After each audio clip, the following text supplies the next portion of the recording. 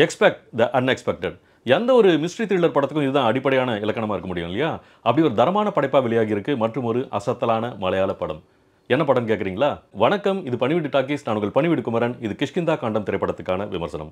விமர்சனத்தை தொடங்குறதுக்கு முன்னாடி இதுவரைக்கும் இந்த சேனலுக்கு நீங்கள் சப்ஸ்கிரைப் பண்ணாதவங்கன்னா விமர்சனம் முடிகிறப்போ மறக்காமல் சப்ஸ்கிரைப் பண்ணிடுங்க.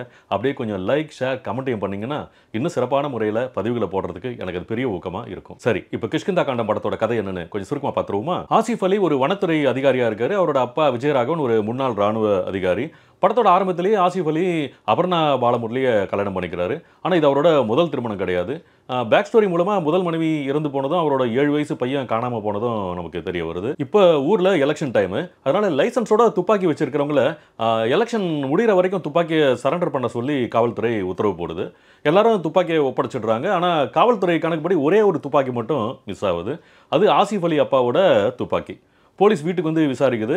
விஜயராகவன் அது எங்கே இருக்குன்னே தெரியல, காணாமல் போயிடுச்சுன்னு போலீஸுக்கே பெரிய அதிர்ச்சியை கொடுக்குறாரு. ஒரு ரிட்டையர்டு ராணுவ அதிகாரி இவ்வளோ கேர்லெஸ்ஸாக இருக்கலாமான்னு போலீஸ் செமையாக கடுப்பாக வராங்க. கல்யாணம் பண்ணி ஆசிஃப் அலி வீட்டுக்கு வர அபர்ணா பாலமுரளி மாமனாரோட நடவடிக்கையெல்லாம் ரொம்ப அப்நார்மலாக இருக்கிறதா ஃபீல் பண்ணுறாங்க. காணாமல் போன துப்பாக்கிக்கும் அவரோட வினோதமான செயல்களுக்கும் ஏதோ தொடர்பு இருக்கிறதா சந்தேகப்படுறாங்க. இந்த மர்மங்களுக்கு பின்னாடி இருக்கிற உண்மை என்ன? ஒவ்வொரு புதிராக அவிழ கடைசியில் தெரிய வந்த உலுக்கி எடுக்கிற அதிர்ச்சி என்னங்கிறது தான் கதை. கேட்க ரொம்ப சிம்பிளான கதை மாதிரி தோணுதா? ஆனால் ரைட்டிங்லேயும் மேக்கிங்லேயும் இந்த கதையை இந்த டீம் ப்ரெசென்ட் பண்ணியிருக்கிற விதம் வேற லெவல் மிரட்டலாக இருக்குது. படத்தோட இயக்குனர் டிஞ்சித் ஐயத்தனா இருந்தாலும் அவரை விட இந்த படத்தில் நம்மளை அதிகமாக பிரமிக்க வைக்கிறவர் பாகுல் ரமேஷ் தான். ஏன்னா இந்த படத்துக்கு கதை, திரைக்கதை, வசனமும் அவர் தான், படத்துக்கு கேமராமேனும் அவர் தான். ஒரு சீனை எங்கே கட் பண்ணணும், அடுத்த காட்சி எப்படி தொடங்கணும், ஒவ்வொரு சீன்லையும் ஆடியன்ஸ் தெரிஞ்சுக்கிறதுக்கோ யூகிக்கிறதுக்கோ எந்த அளவுக்கு தகவல்களை கொடுக்கலாம், இல்லை ஒளிச்சு வைக்கலாம்னு உலக சினிமா லெவலுக்கு ஒரு மலையாள சினிமாவை படைச்சு மலக்க வச்சிருக்காரு பாகுல் ரமேஷ். அவரோட திறமையை கொஞ்சம் கூட வீணடிச்சிடாம அப்படியே முழுசாக பயன்படுத்தி நம்மளை அசர வச்சிருக்காரு இயக்குனர் டிஞ்சித் ஐயத்தன்.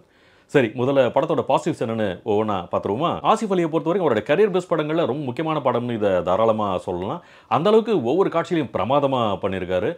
வாழ்க்கையில் பெரிய இழப்பை சந்தித்த வேதனை, அப்பா எவ்வளோ சங்கடத்தை கொடுத்தாலும் அவரை புரிஞ்சு ஏற்றுக்கிற அந்த பக்குவம், அப்பாவை சந்தேகப்படுற அபர்ணா பாலமுரளி கிட்ட தன்மையாக நடந்துக்கிற விதம்னு அந்த கேரக்டராகவே மாறி காட்சிக்கு காட்சி நம்மளை பிரமிக்க வச்சுடுறாரு. அதே சமயம் படத்துக்கு இவர் தான் ஹீரோனாலும் இவரை தூக்கி சாப்பிட்ற மாதிரியான ஒரு பெர்ஃபார்மன்ஸை கொடுத்து அசத்தி இருக்காரு அவரோட அப்பாவோட சீனியர் ஆக்டர் விஜயராகவன். இவரோட கேரக்டர் எப்படிப்பட்டதுன்னு சொன்னால் மொத்தமாக அதோட சுவாரஸ்யமே போயிடும். அதனால் அதை நீங்கள் படத்தை பார்க்குறப்போ தெரிஞ்சுக்கிறது தான் உத்தமம். குறிப்பாக அவர் எப்படிப்பட்டவருங்கிறத ஒவ்வொரு சீன்லையும் ஒவ்வொரு அடுத்த காட்சியிலையும் ஒவ்வொரு புது தகவலாக நம்மளுக்கு கொடுத்துக்கிட்டே போகிறாங்க. அதெல்லாம் செமையாக இருக்குது.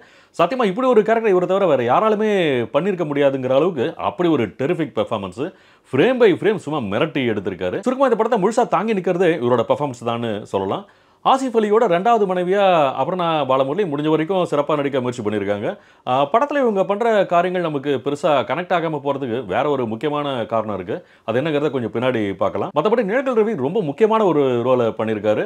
குறிப்பாக படத்தோட செகண்ட் ஹாஃபில் இவருக்கும் விஜயராகவனுக்கும் வர ஒரு சீனில் சும்மா தெறிக்க விட்டுருக்காரு.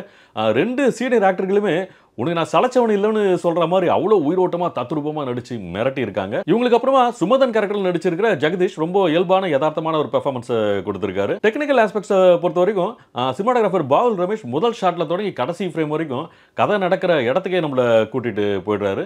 கேரளத்தோட பேரழகு எந்த அளவுக்கு நம்ம மனசை குளிர்விக்குதோ அதே அளவுக்கு அதுக்குள்ள பல மர்மங்களை புதிச்சு வச்சு நம்மளை மிரளவும் வைக்குது. காட்சியோட தன்மைக்கேற்ப அப்படி ஒரு ஒளிப்பதிவு. ஒரு ஃப்ரேம் உங்களுக்கு பல கதையை சொல்லும். அது படம் பார்த்தா தான் உங்களுக்கு புரியும். படத்துக்கு இசை முஜீப் மஜித். சந்தோஷமோ, கோவமோ, ஏமாற்றமோ, பதட்டமோ அந்த மூடுக்கு ஏற்ற மாதிரி நம்ம இதயம் எப்படி துடிக்கும், அப்படி ஒரு கிராஃபில் அப்படி ஒரு மாடுலேஷனில் தன்னோட இசையால் மிரட்டி எடுத்திருக்காரு. படம் மொத்தமே 2 மணி நேரம் 5 நிமிஷமாக இருந்தாலும் கதை நகர்வு மிக மெதுவாக தான் இருக்கும். ஆனால் அதை நம்ம அலுப்பு இல்லாமல் பார்க்க முடியுதுன்னா அதுக்கு மிக முக்கியமான காரணம் இவரோட இசைன்னு சொல்லலாம். எடிட்டர் சூரஜ் இஎஸும் படத்தோட சஸ்பென்ஸ் மிஸ்ட்ரி எலிமெண்ட்ஸை புரிஞ்சு எதை எந்த அளவுக்கு எப்போ காட்டணும்னு தெளிவாக யோசிச்சு புத்திசாலித்தனமாக அதே சமயம் ரொம்ப குழப்பாமல் பிரமாதமாக படத்தை செதுக்கியிருக்காரு. இவ்வளோ நல்ல படத்தில் சில விஷயங்கள் ரொம்பவே உறுத்தலாக இருந்துச்சு. ஆசிஃப் அலியோட மனைவி இறந்து 2 வருஷம் தான் ஆகுது. அவரோட 7 வயசு மகன் வேற மர்மமான முறையில் காணாமல் போயிடுறான். இப்படி ஒரு சூழ்நிலையில் எந்த மனுஷனாவது 2வது கல்யாணத்தை பற்றி யோசிப்பானான்னு தெரியல. முதல் மனைவியை விரும்பாத ஒருத்தன், மகன் மேலே அன்போ பாசமோ இல்லாத ஒருத்தன் இப்படி செஞ்சால் கூட அதில் ஒரு நியாயம் இருக்கும். ஆனால் ஆசிஃப் அலி மனைவி மேலேயும் மகன் மேலேயும் உயிரே வச்சிருக்கிற மாதிரி காட்டுறாங்க. அதனாலே இவரோட 2வது கல்யாணம் கதையோட சரியாக ஓட்டாமல் ஒரு மாதிரி நெருடலாகவே இருக்குது. முதல்ல இந்த கல்யாணமே எதுக்குன்னு சுத்தமாக விளங்கலை. ஏன்னா ஒரு கணவன் மனைவி எப்படி இருப்பாங்களோ அந்த அழகான உறவுக்கான சீன் படத்தில் ஒன்று கூட இல்லை. 2 பேரும் சும்மா ஃப்ரெண்ட்ஸ் மாதிரி அது கூட பட்டும் படாமல் பேசிக்கிற மாதிரி தான் சீன்ஸ்லாம் பண்ணியிருக்காங்க. அதை விட பெரிய ஒருத்தல் ஆசிஃப் அலியை கல்யாணம் பண்ணிக்கிட்டு அந்த வீட்டுக்கு மருமகளாக வர அபர்ணா பாலமுரளி எனவே விஜயராகவனை கையங்கலமாக பிடிக்க வந்த சிஐடி மாதிரி அவரை துப்பறிஞ்சிக்கிட்டே இருக்காங்க. இதனாலேயே அந்த கேரக்டர் மேலே நமக்கு ஒரு பெரிய ஒட்டுதல் வரவே இல்லை. உனக்கு எதுக்கு இந்த தேவையில்லாத வேலைன்னு அப்பப்போ எரிச்சல் தான் வருது. படத்தோட ஆரம்பத்துல இருந்து அந்த கேரக்டர் மேலே இப்படி ஒரு ஃபீல் வரதை தவிர்க்கவே முடியல. மற்றபடி ரொம்ப பிரமாதமான ஒரு இன்டர்வல் பிளாக். நிஜமா கதை அங்கே தான் சூடு பிடிக்க ஆரம்பிக்குது. அதே சமயம் அந்த இன்டர்வல் பிளாக்ல நமக்கு பெரிய அதிர்ச்சியை கொடுக்கறதுக்காக ஒரு விஷயத்தை காட்டுறாங்க.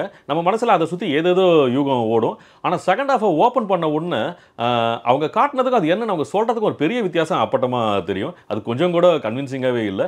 சும்மா நமக்கு ஒரு பெரிய அதிர்ச்சியை கொடுக்கறதுக்காக எதையோ காட்டி ஏமாத்தின மாதிரி தான் இருந்துச்சு. மற்றபடி இது யாருமே யோசிக்காத ரொம்ப புதுமையான ஒரு வித்தியாசமான கதையான்னு கேட்டால் அப்படிலாம் இதை சொல்ல முடியாது. ஏற்கனவே மலையாள த்ரில்லரில் நம்மளை மிரட்டி எடுத்த ஒரு படம், அதுக்கு முன்னாடி ஒட்டுமொத்த உலக சினிமாவையே மிரட்டி எடுத்த ஒரு மிஸ்ட்ரி த்ரில்லர்னு 2 முக்கியமான படங்களோட தாக்கத்தோட தான் இந்த கதையை எழுதியிருக்காங்கன்னு நல்லாவே புரியுது. அந்த படங்கள் என்னங்கிறத நான் சொல்ல வேண்டிய அவசியமே இல்லை. ஏன்னா படம் பார்க்குறப்போ உங்களுக்கே அது சுலபமாக புரியும். இருந்தாலும் அதையெல்லாம் தாண்டி எல்லாருக்குமான ஒரு பரபரப்பான த்ரில்லரா இல்லைனாலும் கூட ஒரு ஸ்லோ பர்ன் த்ரில்லரா ஒவ்வொரு காட்சியிலும் அடுத்த காட்சியை நோக்கி சுவாரஸ்யமாக நகர்த்துற திரைக்கதை அமைப்பால் ஒரு அற்புதமான மிஸ்ட்ரி த்ரில்லராகவே அமைஞ்சிருக்கு கிஷ்கிந்தா காண்டம். இந்த விமர்சனம் உங்களுக்கு பிடிச்சிருந்தா லைக் பண்ணுங்க, ஷேர் பண்ணுங்க, கமெண்ட் பண்ணுங்க. ரொம்ப முக்கியமாக சப்ஸ்கிரைப் பண்ணுங்க. அதை விட ரொம்ப முக்கியமாக நோட்டிஃபிகேஷன் பெல் ஐக்கனில் ஆளுங்கிற அந்த ஃபர்ஸ்ட் ஆப்ஷனை மறக்காமல் கிளிக் பண்ணுங்க. மீண்டும் அடுத்த ஒரு படம் திரைக்கு வரப்போ எவ்வளோ சீக்கிரம் முடியுமோ அவ்வளோ சீக்கிரம் உங்களை சந்திக்கிறேன். நன்றி, வணக்கம்.